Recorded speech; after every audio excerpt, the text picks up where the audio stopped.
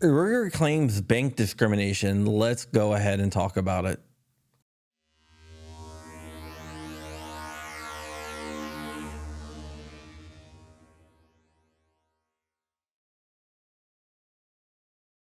What's up, Wolverines? Welcome back to the channel. My name is John Crump, and this is John Crump News, where we discuss 2A every day.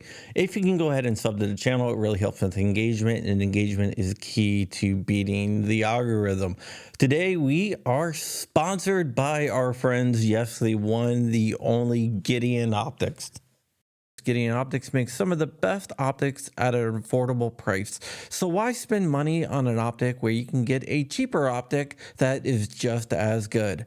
Go ahead and check out Gideon Optics, and for a limited time, you can use code CRUMPY and get 10% off and free shipping on all orders. Ruger has sent a letter to the Texas AG's office complaining about Wells Fargo Bank.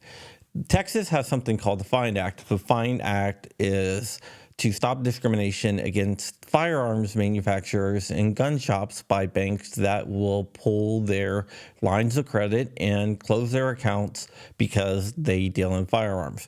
The FIND Act was supposed to prevent all that by saying that if you discriminate against the firearms industry, you cannot do business in Texas.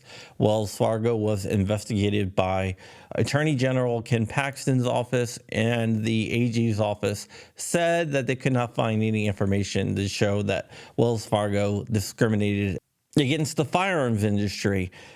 Basically, what Ruger is saying is that they have evidence that Wells Fargo did that. In 2018, Ruger started using Wells Fargo, and they had a line of credit with the bank. Ruger does not have any debt, and they are a profitable business, so there's no reason for their line of credit to be cut, yet that's exactly what Wells Fargo did.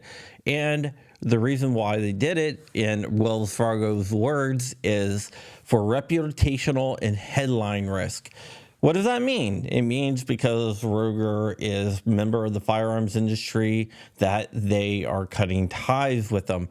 So Ruger went ahead and contacted Wells Fargo, and they pushed them and pushed them and pushed them.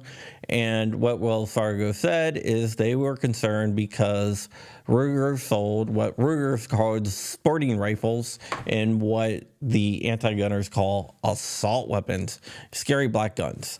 That makes it pretty clear that Wells Fargo was violating the FIND Act. And that leads me to question how Ken Paxton's office could have missed the fact that Wells Fargo dropped clients because they sold AR-15s.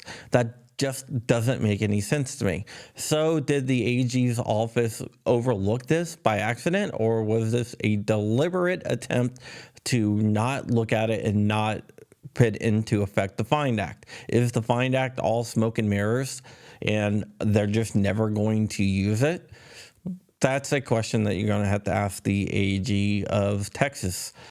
The Texan broke the story, and I'm going to link the story down below along with the letter so you can read it yourself. I'm really curious to see what you guys think. There is a bigger story here. That's all I'm going to say right now. But in the coming days, look for my story that deals with something very similar to this, and you guys can read from there. But I think you guys are going to be pretty shocked at the story that I come up with. All right, guys, that is it. Stay ever vigilant, stay ever free. I know it's a short video today, but I got to pack and get ready to jump on an airplane pretty soon. So Wolverines, mother...